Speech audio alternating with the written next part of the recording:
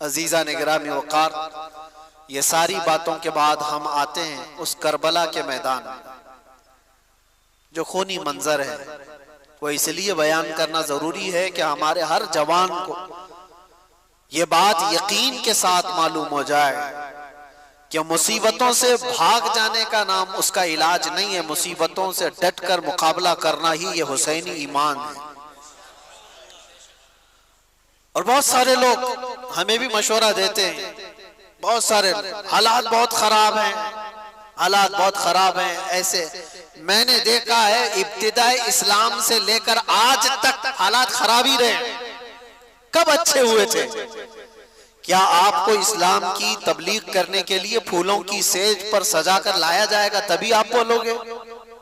बहुत सारे लोग ये सोचते हैं हालात बहुत खराब है। मेरे अजीजों, इससे बड़े बड़े हालात खराब होकर गए और अब भी जाएंगे। लेकिन एक बात याद रखना, इन्हीं बुरे हालात के दरमियान इस्लाम का परचम बुलंद करना और अपने नबी पाक सल्लल्लाहु ताला अलैहि वसल्लम की इज्जत पर पहरा देना, ये एक ऐसा तारीखी कदम है। कल को आने वाली नस्लों का ईमान भी तुमसे जुड़ा हुआ है। कल को आने वाली नस्लों के जज्बे और उनके हौसले भी तुम्हारी जिंदगियों से जुड़े हुए हैं। आज अगर तुम बुज़दिल हो गए, फिसल गए, तो कल तो वो लोग पूछेंगे मोहम्मद किसका नाम था। मुआज़ल्लाह रब्बिल आलमीन। अगर आज तुम मसलहतों के पर्दों में छुप करके रहे, हाँ ज्यादा से ज्यादा हमारे साथ क्या होने वाला है वो सबको पता है, अंजाम क्या हो सकता है। इस दुनिया में सबसे ज्यादा यही हो सकता है, मौत आएगी। और सुन्नियों, इस बात से अगर खौफ है तो फिर करबला सुनते क्यों हो? करबला की दास्तानें क्या मजे लेकर सुनने के लिए? सैयदुल शुहदा इमाम अली मकाम रदी अल्लाह ताला अन्हु को देखो, जिंदगियां पूरी कुर्बान की हैं उस मैदान में, और अपनी नहीं। एक बात मैं आपको बताऊं, आदमी अपनी मुसीबत तो बर्दाश्त कर लेता, अपने रिश्तेदारों की मुसीबत बहुत मुश्किल है।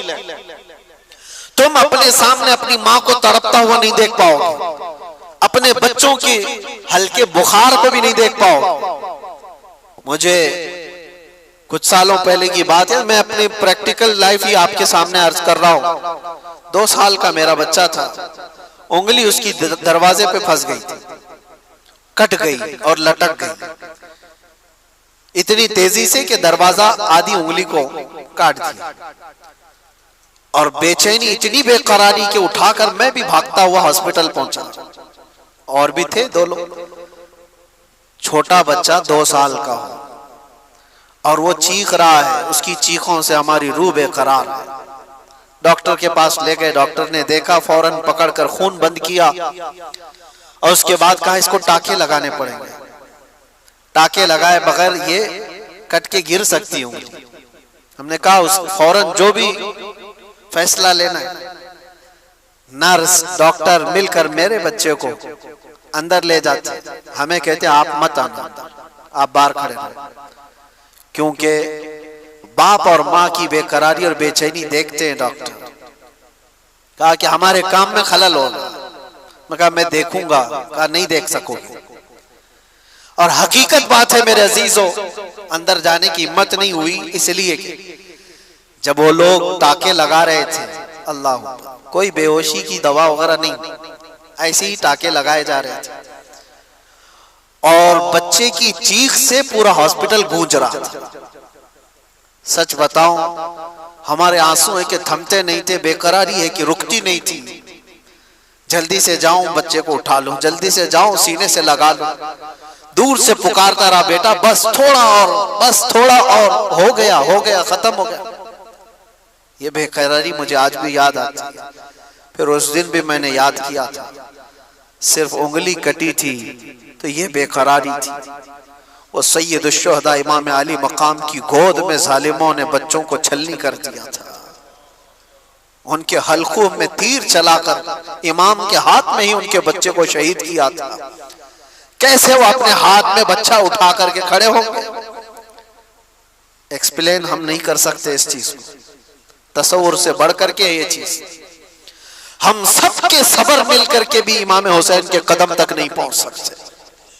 हमारी जिंदगियों के सबके सबर, मेरे अजीजों, ये आसान काम नहीं है। आपको पता है, अजीजों की मौत एक के बाद दूसरा, दूसरे के बाद तीसरा, तीसरे के बाद चौथा शहीद होता जा रहा हो, जो इमाम आली मकाम की तरफ से आ रहा है। इमाम हुसैन जानते थे हमारे काफिले में कुल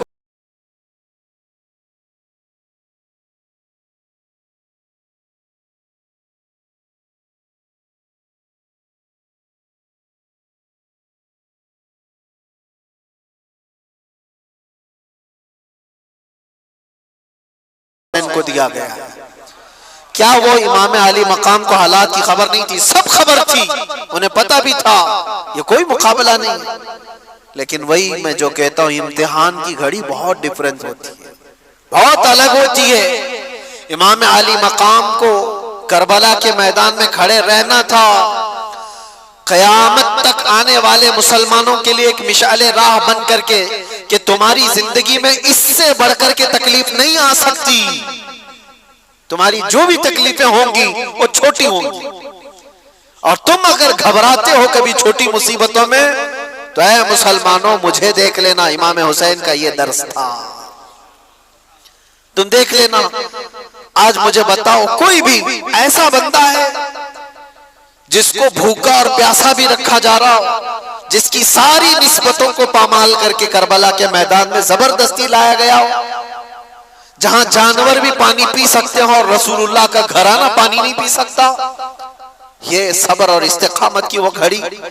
अब सोचो, एक साथ किसी के साथ हादसा हुआ होगा, मैं मानता हूं, जैसे कहीं पहाड़ की चट्टान के नीचे आ गए, कोई बह के एक ही खानदान चला गया, ऐसे हादसे तो हो सकते हैं।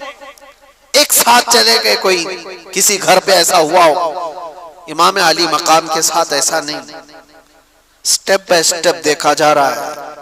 सुबह से लेकर एक ही मौत, उसको बर्दाश्त करना, उसको सहना, रिकवरी के लिए वक्त तो लगता है, लेकिन कैसे एक साथ मिलकर पूरे खीमे हुसैन को नहीं खत्म किया गया था।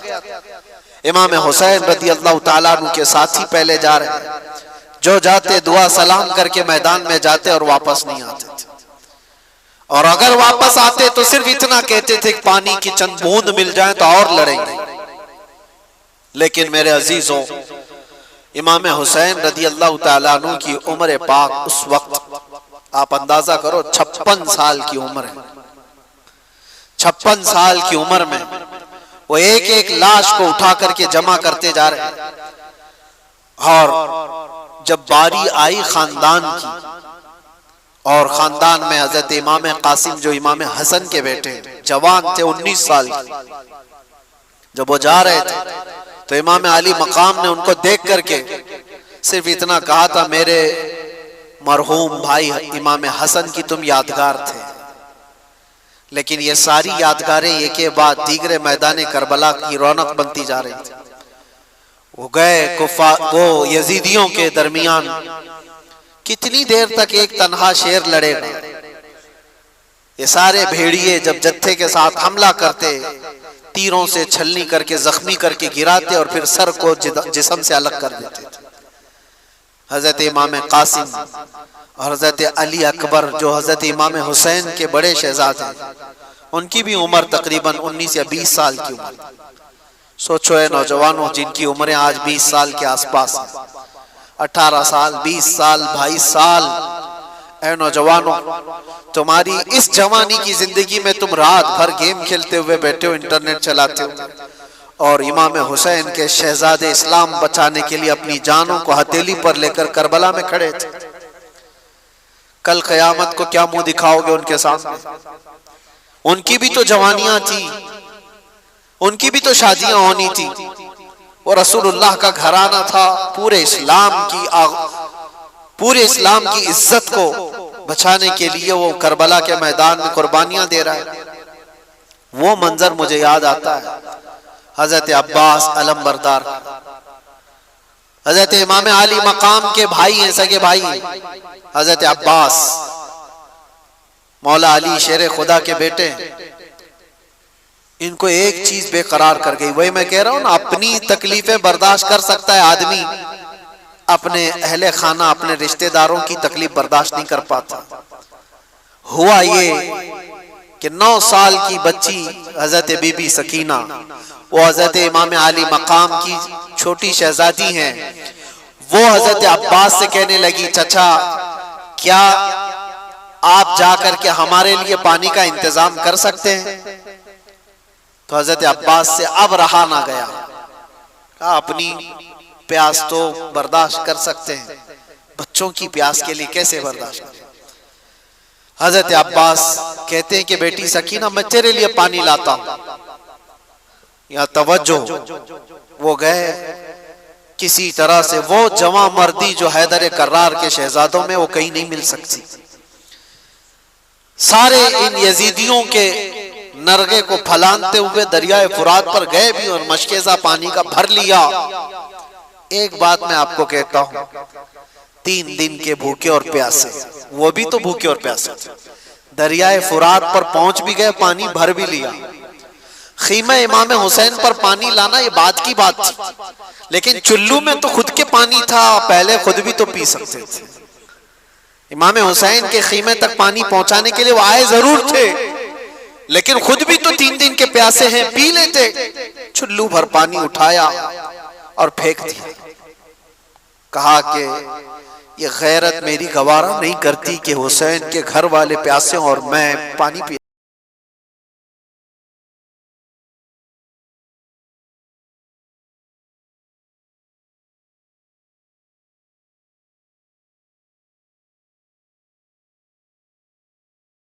अपनी प्यास तो बुझा लेता, लेकिन रसूलुल्लाह के इस घराने की कितनी मिसालें आपके सामने।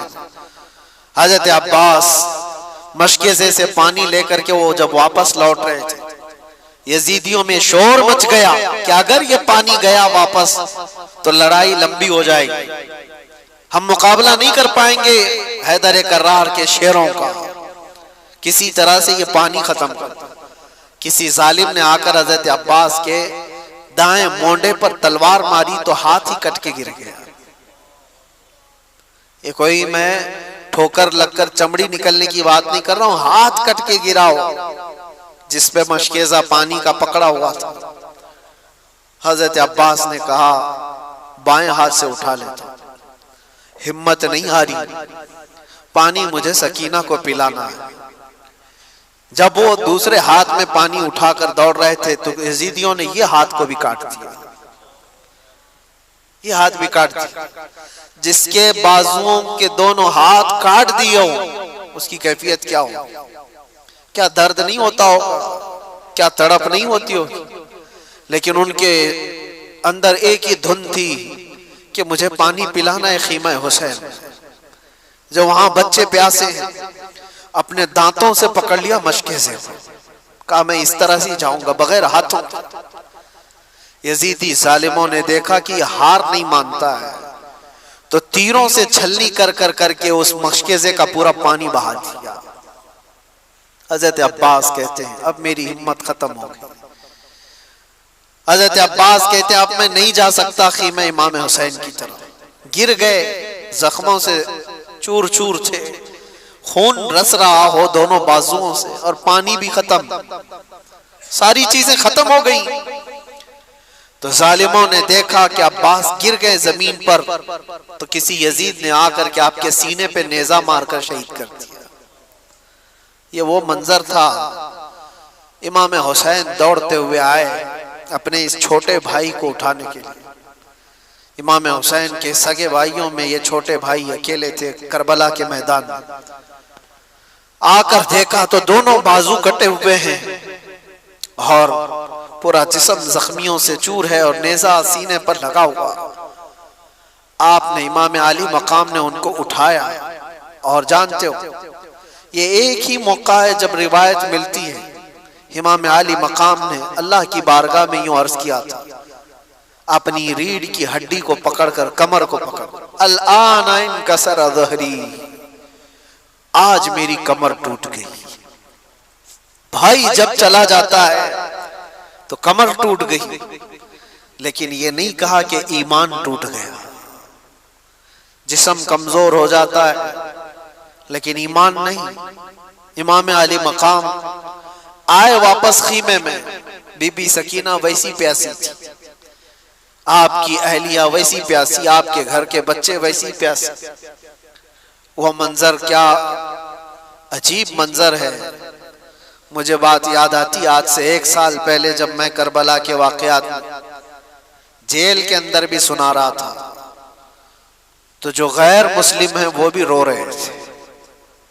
गैर मुस्लिम जिनका ईमान नहीं है, इमाम अली मकाम के घराने की इन शहादतों को सुनकर वो भी रो रहे थे।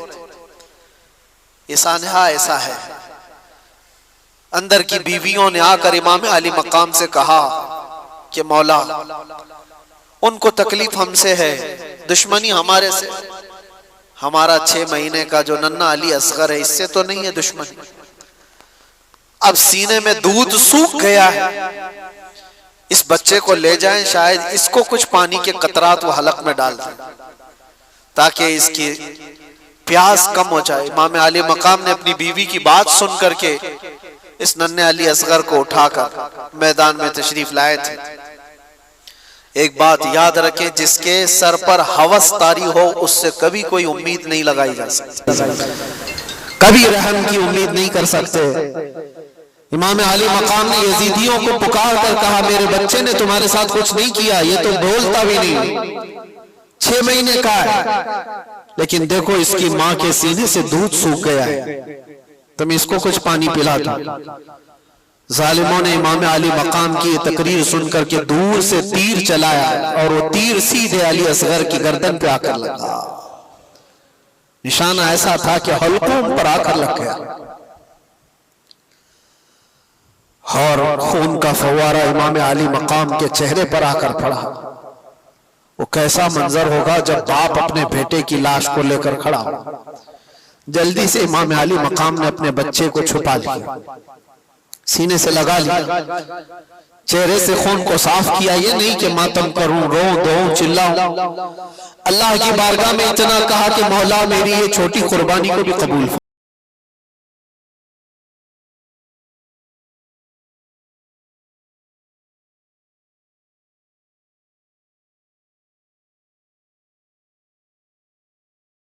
खामोश हो चुका था, लेकिन सबसे बड़ा कठिन मरहला ये था कि बच्चे को मां के हवाले भी तो करना है। जब वो खीमे की तरफ लेकर के आए तो खीमे की खवातीन ने पुकार करके कहा, मौला इमाम हुसैन लगता है कि बच्चे को पानी पिला कर लाए, इसलिए कि बच्चे के रोने की आवाज नहीं आ रही, बच्चे के चीखने की आवाजें नहीं आ रही। दूर से खवातीन ने पूछा इमाम अली मकाम से कि मौला क्या बच्चे को उन्होंने पानी पिला दिया?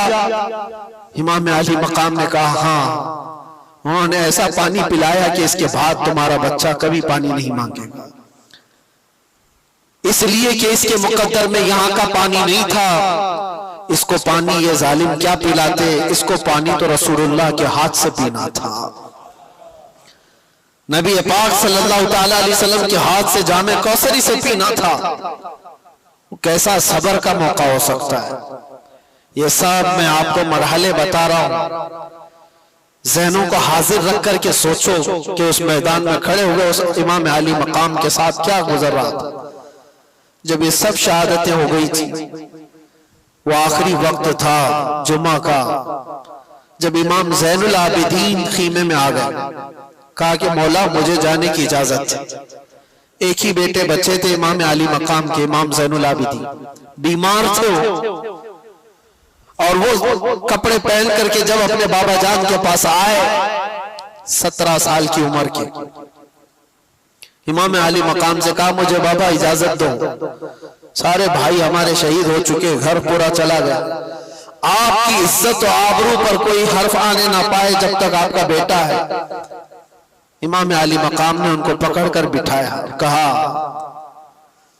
उनको मसला मुझसे है, मेरे मर जाने के बाद वो तुम्हारे से कोई मुआखजा नहीं करेंगे, लेकिन अगर तुम गए शहीद हो गए तो उसके बाद वो मुझे भी मारेंगे। लेकिन बेटा इमाम ज़ैनुल आबिदीन से इमाम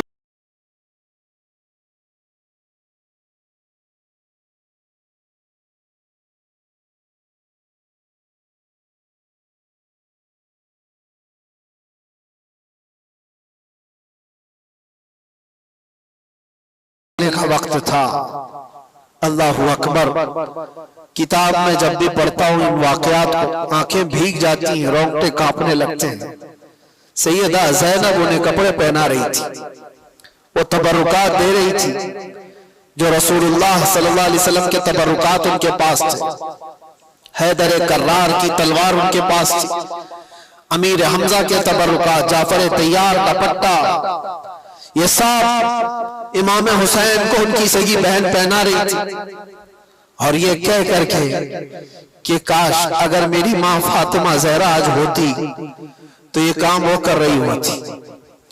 इमाम आली मकाम को उनकी बहन ने हौसला दिया और कहा, कैफी अमानिल्लाह, आप अल्लाह के रास्ते पर जा रहे हैं, हमारी तरफ से कोई फिक्र की जरूरत नहीं, हम औरतों की तरफ से आप बेखौफ रहें। वो औरतें कैसा सब्र लेकर थी, कैसी इस्तिकामत। इमाम आली मकाम आखिरी मर्तबा उस घोड़े पर सवार थे, लेकिन तारीख निगारों ने यह भी बताया कि घोड़ा आगे बढ़ता नहीं था। जो इमाम आली मकाम का घोड़ा हमेशा सफर में रहना, घोड़ा मैदान जंग में आगे बढ़ नहीं रहा था। तो आपने उतर करके देखा तो घोड़े की दोनों टांगों को बीबी सकीना पकड़ी हुई बैठी थी और वो ये इल्तिजाएं कर रही थी कि बाबा को मत ले जाना, इसलिए कि जो गया वापस नहीं आया। इमाम आली मकाम ने अपनी बेटी को उठाया और कहा, तेरा बाप यहाँ पर एक अजीम इम्तिहान के लिए उतारा गया है, मेरी शहादत पर नोहा मत करना, मेरी शहादत पर माथा मत पीटना, मेरी शहादत पर बाल ना नोचना, अल्लाह की रजा पर राजी रहना और मुस्तफा की शरीयत की हिफाजत करना। यह आखिरी वसीयत थी अपनी बेटी को। और जब गए मौला इमाम हुसैन, आखिरी वक्त भी इमाम अली मकाम ने उनको मौका दिया, यजीदियों को कहा अब भी जो कुछ हो गया है उसको खत्म किया जा सकता है, मेरे घर वाले सब कत्ल हो गए, अब भी तुमको मौका देता हूं कि मेरे कत्ल से अपने हाथों को रंगीन न करो, वरना क़यामत में क्या मुंह लेकर के आओगे मेरे नाना के पास, क्या जवाब दोगे। आखिरी खुतबा भी इमाम अली मकाम का मैदान करबला में गूंजता रहा, लेकिन यजीदियों पर कोई असर ना हुआ। एक बात मैं आपको बताऊं, ये ना असर होने वाली बात कब आती है? जब किसी पर कोई बात असर नहीं करती है तो ये वही मकाम होता है जब दिल दुनिया की लालच में मुर्दा हो चुका हो। वो आज भी हो सकता है। और कहा गया है जब किसी का दिल मुर्दा होता है लालच में, दुनिया की लालच में, उसके लिए मां से जिना भी कोई बड़ी बात नहीं होती। इसलिए हमेशा याद रखो, दिल के मुर्दा होने से पहले पहले अपने दिलों का इलाज करो। दिल जिसका मुर्दा होता है उसे कोई एहसास ही नहीं होता कौन मर रहा है कौन जी रहा है। इसलिए मेरे अजीजों, वो यजीदी जो वहां खड़े थे वो मुर्दा दिल थे, लालच सवार थी, दुनिया की हवस सवार थी। इमाम आली मकाम के दिए हुए खुतबों का कोई असर नहीं हुआ। उनको खुतबा सुनने की जरूरत क्या थी, सिर्फ इतना देख लेते चेहरे इमाम हुसैन में जलवे रसूल नजर आ रहा होता। क्या उनको ये नहीं मालूम था कि ये फातिमा ज़हरा का लाडला है? क्या उन्हें नहीं मालूम था ये हैदर कर्रार का लख्ते जिगर है? क्या उन्हें नहीं मालूम था कि रसूलुल्लाह ने कहा है अपनी हदीस पाक में, अल हसन वल हुसैन सय्यदा शबाबी अहलिल जन्नह, हसन और हुसैन जन्नती जवानों के सरदार हैं। ये सब बातें उनको नहीं मालूम थी? सब मालूम थी, लेकिन तुफ है, लानत है दुनियावी हवस और हिर्स का कि जब ये किसी के दिल पर सवार हो जाती है तो फिर तमाम एहसासात उसके खत्म हो जाते हैं। एक ही चीज नजर आ रही होती है, दुनिया दुनिया दुनिया। वो निस्बतों का एहतराम नहीं करता, उसे माँ बाप बेटी उस्ताद मुर्शिद औलिया अंबिया कुछ माने नहीं रखते। दिल जब मुर्दा होता है, इसीलिए मैं कहता हूं मेरे अजीजों, दिलों को मुर्दा होने से बचा लेना, हमेशा दिलों को मुर्दा होने से बचा लेना। मैं इस पर फिर गुफ्तगू करूंगा इंशाअल्लाह। आज जिक्र की मजलिस भी है और हम अपने दिलों को जिंदा करने के लिए आए, लेकिन तस्करा इमाम हुसैन का इसलिए जरूरी था कि आज की ये रात मौला हुसैन की कैसी रात रही हो। जब आप आए आखिरी खुतबा भी दिया, जालिमों पर कुछ असर ना हुआ, लड़ने पर तुल गए। और लोग ये तो बयान करते हैं कि इमाम अली मकाम को शहीद कर दिया गया, लेकिन क्या आपने कभी ये भी सुना कि इमाम अली मकाम के शहजादों ने इन कुत्तों की कैसी दुर्गत बनाई थी? एक एक शहजादे ने 100 पर हमला किया था। एक एक शहजादे ने 100 पर हमला किया है, इसीलिए तो वो मुकाबला तन्हा कर नहीं पाते थे। हजरत इमाम कासिम इमाम हसन के बेटे, एक ही जवान ऐसा है जो मैदान में मौजूद एक बहुत बड़ा पहलवान मुकाबले में आया था, और उसने ये कहा था कि मैं इस बच्चे के मुकाबले का लायक नहीं हूं, ये बच्चा मेरे लायक नहीं है, मैं तो अपने बेटे भेजता हूं। उसके 4 बेटे थे उस पहलवान के। इमाम कासिम को 19 साल का जवान ये कह रहा था ये लड़का है और मैं लड़कों से मुकाबला नहीं करता, मेरा बेटा काफी है। पहले अपने बेटे को भेजा इमाम कासिम के मुकाबले में, मिनट नहीं गुजरे थे कि गाजर की तरह काट के रख दिया। दूसरे बेटे को भेजा, इमाम कासिम ने उसकी गर्दन उड़ा दी।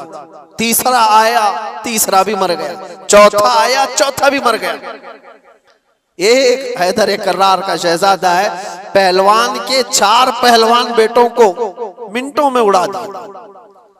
अरे उनको पानी दिए होते तो 22,000 को एक इमाम कासिम ही खत्म कर देता। लेकिन वो इम्तिहान की घड़ी थी, इम्तिहान की घड़ी थी। और उसके बाद वो पहलवान फिर मुकाबले में आया कि 4 मेरे बच्चों को ये गाजर मूली की तरह काट के रख चुका है। और आया और कहने लगा तू जानता है मेरा मकाम क्या है, मैं कितने लोगों से तन्हा लड़ सकता हूं। बड़ी बुलंद बांग दावे करते हुए वो आया। इमाम कासिम ने कहा सुना तो बहुत है तेरे चर्चे, तू बहुत बड़ा पहलवान है, लेकिन मैं देख करके अफसोस कर रहा हूं कि तुझे घोड़े की जेन बांधने का तरीका भी नहीं आता। घोड़े की जो रस्सी होती है ये बांधना एक फन होता है फौजी का, सिपाही का, तुझे बांधने का तरीका नहीं आता और इतना बड़ा पहलवान कहलाता है। उसके लिए शर्मिंदगी की बात थी, आर की बात थी, बहुत ऐब की बात थी।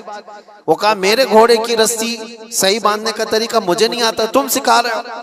वो घोड़े की नाती देखने के लिए क्या झुका था, इमाम कासिम ने एक ही वार में उसको खत्म कर दिया। ये मंजर हैदर कर्रार के बेटों का था। मैं आपको इसलिए बता रहा हूं कि सिर्फ और सिर्फ शुहदाए कराम की शहादत ही नहीं, ये भी बताओ कि मारा भी कैसे।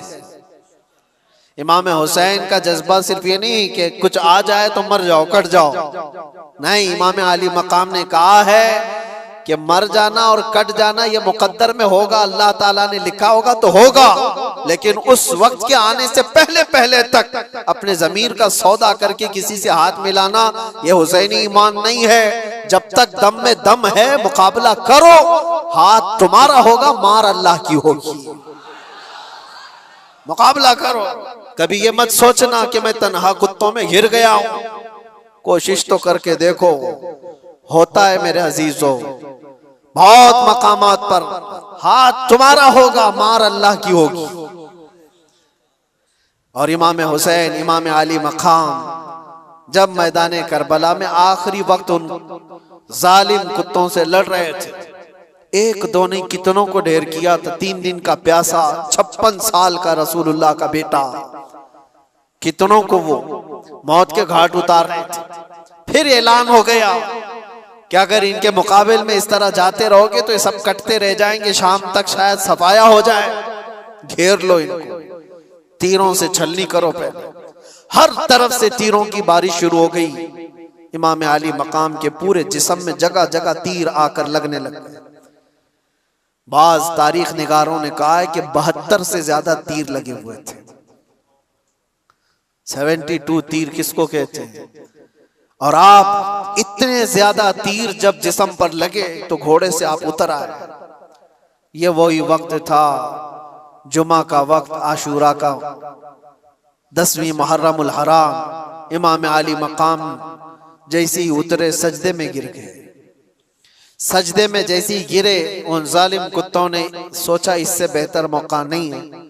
खोली और शिमर जैसे इन जालिमों ने इमाम अली मकाम की पीठ पर अपना पांव रख करके आपके सर मुबारक को जिस्म से अलग कर दिया।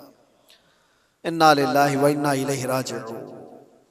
लेकिन मेरे अजीजों, इमाम हुसैन रदी अल्लाह तआला अन्हु की इस शहादत उज़्मा पर जितना गम करो वो कम है, जितना गम मनाओ वो कम ही है। हम मानते हैं जिंदगी भर इस दुख को हम साथ लेकर जीते हैं, लेकिन साथ में उनका ये मैसेज भी तो लेकर के जाओ। आज लोग ये समझते हैं सिर्फ पट्टी बांध लेने से हुसैनी हो जाएगा। तुम पट्टी बांध करके दिखा रहे हो या हुसैन लिख करके? मेरे अजीजों, इमाम अली मकाम पट्टी बांधे तो नहीं थे, लेकिन दाढ़ी जरूर रखे हुए थे। हुसैन के नाम की पट्टी तो चेहरे पर आ गई, हुसैन के नाम की दाढ़ी क्यों नहीं आई? वो रसूलुल्लाह का शहजादा जो अपने अखलाक व किरदार के साथ मैदान करबला में आया था, साल भर ऐश कर रहे, नाच रहे, गा रहे, सब कुछ कर रहे हैं, और मुहर्रम में तुम्हें गमे हुसैन है। गमे हुसैन का हक वो अदा करता है जिसे पैगाम हुसैन की भी याद है। हुसैन क्यों शहीद हो गए थे? इसलिए कि इस्लाम हम तक पहुंच जाए, ये ईमान की दौलत बाकी रहे।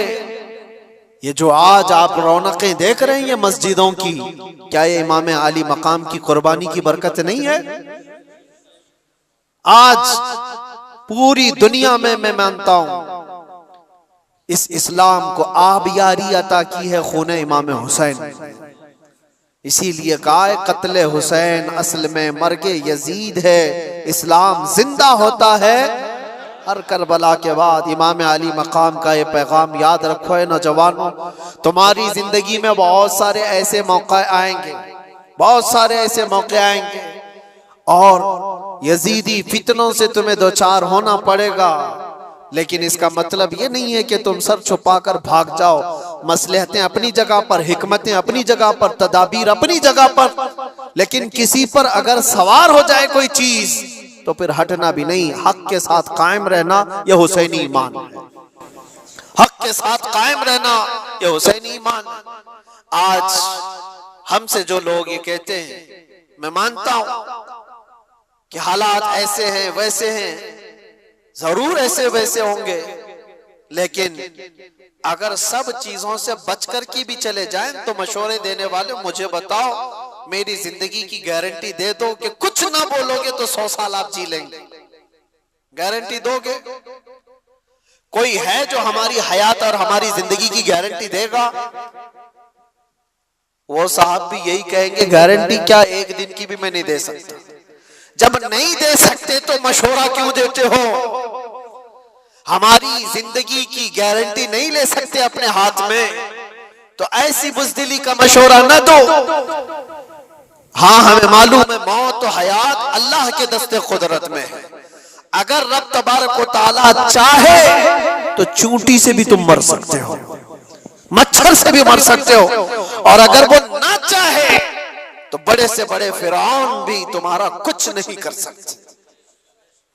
नमरूद हो कि फिरौन हो कि यजीद हो, कोई तुम्हारा बाल बेका नहीं कर सकता। ये ईमान है और ये तकदीर है। तो जब तक अल्लाह ताला हयात बाकी रखा है, तुम्हारे जिस्मों में जान बाकी है, हुसैनी किरदार के साथ जियो मेरे अजीज। क्यों ये ढकी छुपी जिंदगी? आज जानते हो सबसे ज्यादा आज हमारे ऊपर जो मामलात हैं कि हर चीज तुम्हारी निशाने पर जो ली जा रही है, उसकी वजह यह है कि तुम इन तमाम चीजों से भागे भागे फिर रहे हो। क्या ये मजमा फजर में होता है? इन मस्जिदों में जो वीरानी है, तो जाहिर सी बात है हमने अपने हाथों से जब इस्लाम को नुकसान पहुंचाना शुरू किया तो खैरों के आज लगाए हुए इल्जामात और उनके दिए हुए मुसीबतों का वावेला क्यों मचाते हो? हमने खुद अपने हाथों से कितना बर्बाद किया है। शादी महलों में जाकर देखो कौन सा इस्लाम दिखता है। सारी औरतें बेनकाब, हजारों किस्म के फैशन, हजारों किस्म के पाउडर, लाली, मेकअप, जो पूरी दुनिया को दिखाने के लिए। ये कौन सी खवातीन है? क्या ये फातिमा जहरा की कनीज़ें हैं? आपको पता है जब इमाम हुसैन का सर लेकर नेज़े में डालकर दिमश्क में आया था जुलूस, खानदान रसूल की बीवियां भी उस जुलूस में थी। इमाम हुसैन की बीवियां, इमाम हुसैन की बहन, इमाम हुसैन की बेटी, सब उस जुलूस में कैदी बना करके यजीद के दरबार में ले जाए जा रहे थे। एक वाकया बताता हूं। जब दिमश्क पहुंचा ये जुलूस, नेज़े पर इमाम हुसैन का सर है और आगे लेकर चला जा रहा है काफिला, और साथ में औरतें भी हैं। दिमश्क में पूरा मजमा टूट पड़ा था ये मंजर देखने के लिए कि करबला से लुटा हुआ काफिला आया है, और इनको देखने के लिए सारे लोग मजमे के बड़ी तादाद में गलियों में खड़े थे। अब सोचो, जिसका तमाशा देखने के लिए पूरा शहर खड़ा हो, उसके सामने से गुजरना है। उस मजमे के बीच में एक बूढ़े सहाबी थे, रसूलुल्लाह सल्लल्लाहु अलैहि वसल्लम के सहाबी। वो देख करके रोने लग गए कि क्या मंजर है, मैंने इस सर को देखा था, ये सर वही है जिसको रसूलुल्लाह बोसा दिया करते थे। मेरे आका अपनी जुबान इनके मुंह में देते थे, इमाम हुसैन को अपना लुआब चुसाते थे। वो सहाबी देख करके दौड़ते हुए मजमे में आए। ये जो काफिला जा रहा था, इसमें देखकर पहचान लिया बीबी सकीना। तवज्जो चाहता हूं मेरे अजीज, बीबी सकीना को देखकर पहचान लिए कि यकीनन हुसैन की बेटी है। करीब आए, हिचकियां बंद गई, कहा बच्ची, हमारी जिंदगियां कुर्बान तुम्हारे घराने पर, हम कुछ नहीं कर सके। जालिमों की हुकूमत ने तुम्हारे बाबा को शहीद कर दिया। बच्ची बताओ, मैं मुल्क शाम में दिमश्क में रहता हूं, कोई हाजत हो तो मुझे बताओ। उस मौके पर जो भूखे और प्यासे कैदी आए हो, अपनी हाजत क्या नहीं कह सकते थे? आप नाना जान के साहबी हैं? सकीना ने पूछा। उन्होंने कहा, हाँ बेटी, मैं रसूलुल्लाह का गुलाम साहबी, कुछ हाजत हो तो बताओ। बीबी सकीना ने क्या हाजत मांगी थी वो मैं मैसेज देना चाहता हूं। कहा कि मेरे नाना जान के साहबी, ये मेरे बाबा का जो सर नेज़े पर ले जाया जा रहा है, इस सर को थोड़ा आगे बढ़ा दिया जाए, आगे लेकर के जाएं। उस साहबी ने पूछा कि क्यों, ऐसी ख्वाहिश तुम्हारी क्यों है? का बात यह है कि इस कटे हुए सर को देखने के लिए जो मजमा उमर पड़ रहा है, जो लोग आ रहे हैं, वो सर को देखते देखते हमारी इज्जतों की तरफ भी नजर करते, हमारे पर्दे का ख्याल करते हुए मैं ये चाहती हूं कि सर को आके ले जाया जाए ताकि लोग सर देखने में मसरूफ रहें और हमारे पर्दे की पाबंदी हो सके। उस मौके पर अगर कोई अपने पर्दे की पाबंदी का ख्याल करती हो, ये घराना हुसैन का है, जिसका पूरा घर लुट चुका हो, और उस वक्त 9 साल की बच्ची ये कहती हो मुझे मेरे पर्दे की फिक्र है। मैं अपनी बहनों से पूछता हूं, घर की खवातीन से पूछता हूं, तुम्हारा क्या लुटा है कि तुम बेपर्दा बाहर घूमती? तुम्हारे साथ क्या हुआ है? कुछ नहीं हुआ। कयामत के दिन उस बीबी सकीना का भी सामना करना है, फातिमातुज ज़हरा का भी सामना करना है। इन खवातीन को पता नहीं है इस्लाम का चेहरा जो बिगाड़ करके रखी है। दुनिया तुम्हें, ये हवस के पुजारी तुम्हें सिर्फ इस्तेमाल करना जानते हैं, कोई औरतों के हुकूक की बात नहीं करता। यह नाटक है, यह ढकोसला है जो वुमेन राइट की बात करते हैं। औरतों के हुकूक के हम अलंबरदार हैं, पासदार हैं। कौन सा औरतों के हुकूक? या औरतों के हुकूक की बात नहीं करते, औरतों को नंगा स्टेज पर नचाने की कोशिश करते। ये सारे वो कुत्ते हैं राल टपकाते हुए औरत को नंगा देखकर मजे लेना चाहते हैं, और हमारी बच्चियों को ऐसा लगता है कि ये आजादी है। आजादी है? आजादी नहीं, ये जहन्नमी जिंदगी है।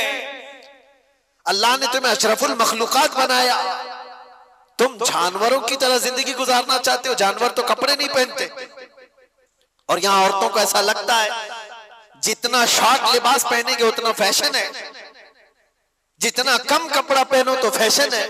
कम कपड़ा पहनना अगर फैशन है तो कुत्ते और जानवर जो भैंस है वो तुम्हारे से ज्यादा फैशनेबल है, वो तो एक भी कपड़ा नहीं पहनते। क्या नंगा रहना कोई फैशन है? उम्मते मुस्तफा के ईमान को गारत करने के लिए दुनिया फैशन के तौर तरीके बनाती है। माँ और बहनों की आज इज्जत लूटी जा रही है, इसकी वजह क्या है? काश इस्लामी पर्दे की हिमायत की होती है, इनकी इज्जतें महफूज होती। ऐ नौजवानों, एक बात याद रखो, मैं यहाँ से पैगाम औरतों को दे रहा हूँ जरूर, लेकिन एक हदीस ये भी सुनाकर जाता हूँ। अल्लाह के नबी सल्लल्लाहु अलैहि वसल्लम ने फरमाया, दयूस जहन्नमी है, दयूस जहन्नमी है, दयूस जहन्नमी है। 3 बार मुस्तफा करीम सल्लल्लाहु अलैहि वसल्लम ने फरमाया। तो सहाबा ने पूछा, या रसूल अल्लाह कौन है दयूस? मेरे आका ने फरमाया, वो मर्द जहन्नम में जाएगा जिसकी औरत बेपर्दा बाहर घूमती है। तो मर्द के लिए हुजूर ने फरमाया, मर्द जो अपनी औरत को बेपर्दा बाहर घुमाता है वो जहन्नम में जाएगा। तो जो बेपर्दा औरत है उसका अजाब क्या होगा? इमाम आली मकाम का घराना वो नहीं है जो अपने घराने को बनाए हुए हो। दास्ताने करबला सुनना है तो पैगामे करबला भी सुनो। सिर्फ कत्ल हो गए, कट गए, मारे गए, शहीद हो गए, ये सिर्फ और सिर्फ करबला के मैदान का पैगाम नहीं है। पैगाम करबला हकीकत में ये है कि चाहे हमारा सब कुछ लुट जाए, दामने मुस्तफा पर कोई उंगली उठा ना सके। आज हजारों उंगलियां तुम्हारी तरफ क्यों उठ रही हैं? तुम नशा करते हो, तुम शराब पी रहे हो, तुम चरस गांजे न जाने क्या क्या चीजें करो, उंगलियां तुम्हारी तरफ उठाई जा रही। ये ऐसा करते, ये ऐसा करते, ये ऐसा करते, दर हकीकत तुम्हारी तरफ ये उंगलियां नहीं है, तुम्हारी निस्बत रसूलुल्लाह से कम इस बात का ख्याल करते कि दुनिया मेरी तरफ उंगली उठाकर कहीं हुजूर को तो नहीं गाली दे रही। आज नबी पाक सल्लल्लाहु ताला अलैहि वसल्लम तक जो ये जालिम उंगलियां उठ रही हैं, उसकी वजह कुछ आमाल है, बुरे आमाल है। तौबा करो। मेरे मुस्तफा करीम सल्लल्लाहु अलैहि वसल्लम जिस तरह तुम्हें देखना पसंद करते थे वैसे बन जाओ। बस ये जिंदगी है। जिंदगी ये नहीं है किसी की किसी के लिए, जिंदगी है नबी की नबी के लिए। ना समझ मरते हैं जिंदगी के लिए, जीना मरना है सब कुछ नबी के लिए।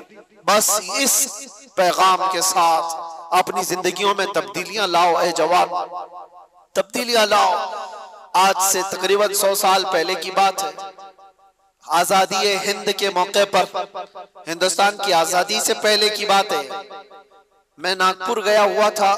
बहुत बड़े मुफ्ती साहब ने ये बात मुझे बताई थी। अली बरादरान मशहूर हैं आजादी के मौके पर। जो गदर हुआ था 1857 के मौके पर, उस वक्त भी बहुत सारे मामला पेश आए थे। अली बरादरान 2 मौलाना लोग, उन्होंने एक पैगाम दिया था 5 से 15 मिनट के लिए। नागपुर स्टेशन पर बहुत सारे मुसलमानों का मजमा आया और उनसे पूछा कि आज के हालात में क्या करना चाहिए। उन्होंने सिर्फ 2 जुमलों में कहा था, मैं कोट कर रहा हूं सिर्फ इस बात को इसीलिए कि हकीकत है ये। कहा कि कुछ नहीं, सबको टोपी और दाढ़ी कंटिन्यू पहनना चाहिए। टोपी कंटिन्यू पहनो, दाढ़ी कंटिन्यू रखो। कहा इसमें क्या मैसेज है? कहा तुम्हें पता नहीं इसका रौब अल्लाह ताला दिलों पर कैसा रखता है। तुम्हें कुछ करने की जरूरत नहीं, अखलाक रसूल में एक बार मलबूस हो जाओ। मेरे अजीजों, ना तुम्हें तलवार भाले नेज़े उठाने की जरूरत है, ना तुम्हें जंगो जिदाल की जरूरत है। तुम एक बार मुस्तफा करीम सल्लल्लाहु ताला अलैहि वसल्लम की सुन्नतों को अमल में ले आओ। ऐसी ही तुम्हारी चलत फिरत से कितने कीड़े मर जाएंगे। ऐसी तुम्हें अंदाजा भी नहीं है। अल्लाह तबारक व तआला इसका रौब रखा है, चेहरे रसूल का रौब है, दामन इस्लाम का एक रौब है। आपको उसका अंदाजा नहीं है, लेकिन दूसरों को अंदाजा है। इसलिए मैं दावत देता हूं, उठो वगर न हश्र न होगा फिर कभी। दौड़ो के जमाना चाल अपनी चल गया, कुव्वत इश्क से हर पस्त को बाला कर दो। दहर में नामे मोहम्मद से उजाला कर दो। उन्हें जाना उन्हें माना, न रखा गैर से काम। लिल्लाहिल हम्द मैं दुनिया से मुसलमान गया। बस इस बात पर हुजूर को तवज्जो में रखो। उन्हें जाना फिर तुम्हें फर्क कुछ नहीं होना चाहिए, फिर किसी चीज का कोई असर भी नहीं होना चाहिए। अगर हुजूर से सच्ची मोहब्बत करते हो तो मुझे बताओ, क्या ये बात हक है या नहीं? वो जो न थे तो, और वो जो न हो तो। इस जुमले पर तवज्जो रखना। बस पूरे शेर में ये जुमला मैं तवज्जो के साथ अर्ज करता हूँ। वैसे तो ये पूरा शेर ये है, वो जो न थे तो कुछ न था, वो जो न हो तो कुछ न हो। जान है वो जहान की और जान है तो, लेकिन इस पूरे शेर में सिर्फ इतना जुमला याद रखना, वो जो ना हो तो। बस वो जो ना हो तो हमारी जिंदगी कुछ नहीं। हमारे नाम के साथ वो जो ना हो तो, हमारी कब्र में भी वो जो ना हो तो, कयामत में भी वो जो ना हो तो, कहीं अजानों में वो जो ना हो तो, कुरान में वो जो ना हो तो, हर जगह पर ये जुमला याद रखना, वो जो ना हो तो। इसीलिए इकबाल ने भी कहा था, आबरूए माज़ना में मुस्तफा अस, हम सब की इज्जत आबरू मुस्तफा के नाम से है। हर चे दरी दुनिया बादे मुस्तफा अस, जो कुछ भी इस दुनिया में है वो मुस्तफा के बाद, हुजूर के बाद। यही पैगाम इमाम अली मकाम का था, आखिरी बात। और इसके बाद हम दुआ करते हैं, जिक्र के लिए मजमा ज्यादा है। आखिरी बात इमाम अली मकाम के लिए ये एक चीज, कुरान की आयत मैंने तिलावत की, आपने सुना था, वला तक़ूलू लिमन युक़तलू फी सबीलिल्लाहि अमवात। ये देखो आम लोगों को भी आयत याद है, जिसका मतलब क्या है? अल्लाह फरमाता है अल्लाह की राह में जो मारे जाएं उन्हें मुर्दा, सबको पता है, बल्कि वो कौन कह रहा है? खालिक़े कायनात। वो कह रहा है बल्कि वो जिंदा है। तुम्हें उसका शऊर नहीं, तुम्हें अंदाजा नहीं, वो जिंदा है। ये कुरान गवाही दे रहा है शहीदों की जिंदगी। अब मुझे बताओ, इमाम हुसैन जिंदा है या नहीं? तो जिंदा जावेद का हम मातम नहीं करते, जिंदा जावेद का हम। खैर, मुझे जो बात अर्ज करनी है, एक तरफ तो कुरान की ये आयत और एक तरफ दूसरी आयत मैं आपको बताता हूँ 20वें पारे में अल्लाह अपने रसूल से फरमा रहा है, ये अबू जहल, ये उतबा, ये शैबा, ये सब जितने दुश्मनाने रसूल है, इन्नका ला तुस्मिउल मौता वला तुस्मिउस सुम्मा दुआ। ऐ रसूल, आप इनको अपनी बातें सुना नहीं सकते, इसलिए कि ये गूंगे बहरे मुर्दा हैं। अल्लाह फरमा रहा है क्या है? वो मुर्दा है। किसको मुर्दा कह रहा है? वो चलते फिरते भी हैं, खाते पीते भी हैं, उठते बैठते भी हैं, बातचीत भी करते हैं। और कुरान क्या कह रहा है? वो मुर्दा है। और एक तरफ करबला के मैदान में आओ, हाथ अलग है, पैर अलग है, जिस्म अलग है, धड़ अलग है, गर्दन अलग है। कुरान कहता है वो जिंदा है। कुरान क्या कहता है? और दूसरी जगह पर तो अल्लाह ने और भी उससे बुलंद बात फरमाई, वला तहसबन्नल्लज़ीना कुतिलू फी सबीलिल्लाहि अमवाता, बल्कि उनके मुर्दा होने का गुमान भी मत करो। कहना अलग बात है, सोचना अलग बात है। पहली आयत में क्या था? मुर्दा ना कहो। दूसरी आयत में अल्लाह फरमाता है मुर्दा सोचो भी मत, सोच में भी ना आए तुम्हारे, क्यों मुर्दा है। अब ये फलसफा समझ में आता है? जो चल रहा है, फिर रहा है, खा रहा है, पी रहा है, अल्लाह फरमा रहा है वो मुर्दा है, उन्हें कुछ सुना नहीं सकते आप। और जो कट के टुकड़ों में बदल गए, अल्लाह फरमा रहा है मुर्दा, सोचना भी मत, वो जिंदा है। कुरान से पूछो फिर जिंदगी और मौत कहते किसे? जिंदगी और मौत क्या है? कुरान के फलसफे के एतबार से तुम्हें यह जवाब मिलेगा, सिर्फ और सिर्फ रूह निकल जाने का नाम मौत नहीं, और चलने फिरने का नाम भी जिंदगी नहीं। चलने फिरने का नाम भी जिंदगी नहीं, और रूह निकल जाने का नाम भी मौत नहीं। हकीकत में मौत और हयात क्या है? सुनो कुरान के फैसले में कि अगर नबी पाक की दुश्मनी पालकर बादशाह की कुर्सी पर भी बैठ जाए वो मुर्दा है, और नबी की इज्जत का परचम उठाकर 1000 टुकड़ों में भी बदल जाए वो जिंदा है। मौत और हयात इश्क़ रसूल का नाम है। मौत और हयात ईमान का नाम है, ईमान का नाम है। मौत और हयात ईमान हो तो फिर अब मरने का खौफ क्या है? ये बात इसलिए मैं अर्ज किया, करबला के मैदान में जो शहीद हुए उनको मुर्दा कह सकते हो? नहीं, ईमान पर जिनकी मौत हुई है, जुल्मन अगर कत्ल हुए हैं तो अल्लाह ने उनकी जिंदगी की शहादत कुरान में अता फरमाई। तो अब मरने का डर क्यों पालते हो? अब मरने का डर क्यों पालते हो? दो दो प्लस पॉइंट तुम्हारे पास है। अगर जुल्मन मारे गए तो शहादत के बाद हमेशा की जिंदगी, और ये तो इब्तिदा है, मरने की इब्तिदा है।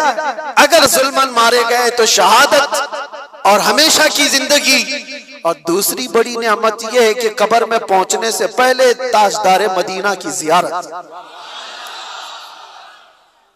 इससे बढ़कर के और क्या चाहिए? जब किसी बंदे को ये ख्यालात हो कि मुझे मेरे मुस्तफा की जियारत करनी है, तो वो बंदा मरने से डरता नहीं है, बल्कि वो रोज इंतजार में होता है कि वो घड़ी कब आएगी जब आंखें बंद होगी और दीदारे मुस्तफा होगा। इसीलिए मेरे अजीजों, जानते हो आप, एक मोमिन सालेह को मौत के बाद उसके घर वाले कब्र में ले जाकर दफन करके आते हैं, तो हुजूर ने जो फरमाया वो सच है कि मुनकर नकीर आते हैं, फरिश्ते आएंगे सवाल जवाब के लिए। लेकिन हुजूर फरमाते कब्र में मैं भी हूंगा, और मुनकर नकीर हुजूर की तरफ दिखा करके मुर्दे को पूछते इनके बारे में क्या कहता था। ये सवाल होगा कि नहीं होगा? लेकिन शायर ने बहुत अच्छे अंदाज में इसको कहा है, जो बंदा जिंदगी भर ये तमन्ना करते करते करते रह गया कि आज होगी जियारत की कल होगी, आज होगी जियारत की कल होगी, और मर गया बंदा, ख्वाब में जियारत ना हो सकी, अब उसको यकीन था मरने के बाद तो होगी, मरने के बाद तो पक्का होगी।